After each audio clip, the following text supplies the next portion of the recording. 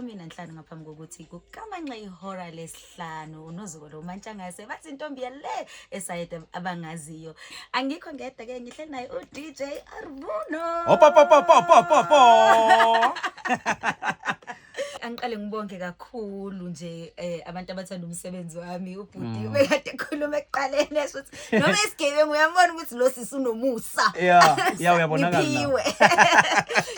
Ngesikhathi thina siqala i-community theatre group ngasekhaya ayikho enye i-community theatre group eyayikhona and umuntu owasiqalisa akukona ukuthi wahamba wayofunda wabese wabuya wazosiqalisa wahamba waye library wayofuna incwadi wafunda wezwa ngombongeni ngema wayifundisa ngoGibson Kent wayifundisa ngoStanislavski wathatha leyo information ubekabuya ngaleyo information azosifundisa kancane bese ayasizamisa ke ukuthi estage senza njani ngisho lokho ke ukuthi njengoba wena sisakekho umuntu ozokufundisa wena kumele uqale leyo nto ngakini wena kumele uyenze ufunde iartist liyafunda uhambe uyofuna incwadi ubuko YouTube kumnani ke namhlanje khona YouTube ukutshela ukuthi into uyiqala ka uyigcinise kuphi usesekhona emarket uyamzwisisa khona nje market ngikhona nje into engisebenza ngayo manje ukuthi angifuni umuntu akhulume nami PO Box 15086 gama lakhe 4249 ngizozwa ngomama mina ukuthi incwadi ifike nini. Okay Angisawudlala lo mdlalo wokudate. Wow, okay. Ethi sikhulume ngerole yakho yalapha ku Generations The Legacy. Ingithole ngesikhathi la ngempela bengikulindele ukudlala into entsha futhi ehlukile. Uyazi ukwakha i-character isikhathi esiningi uhlezi uzozithola sengathi awazi ukuthi wenzani.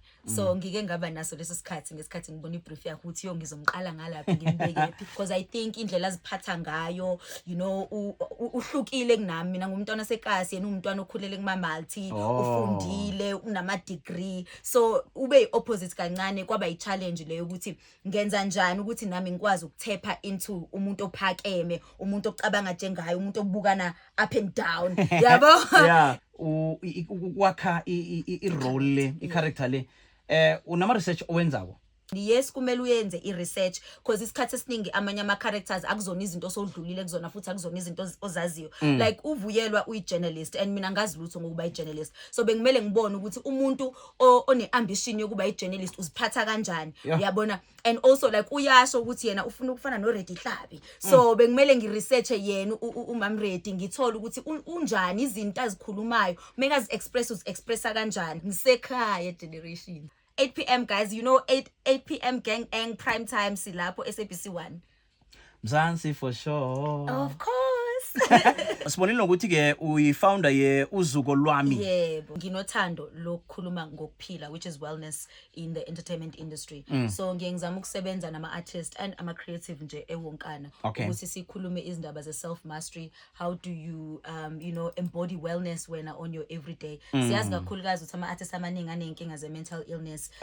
So I think I conversation and I business lami uzuko lwami is we are starting that conversation ukuthi I lifestyle management sikhuluma kanjani ngayo to make sure ukuthi when you take care of yourself 2020-2021 i-depression ibingishaya phansi kuze nje ngivuke nami ngizithathe ngizama ukuthola izindlela ezingcono zokuthi ngiphila kanjani. Inyanga yaboma ungathanda ukuthini kilaba abasesebatsha umessage obanikela wona aboma laba abasesebatsha ungathanda ukuthini kibo?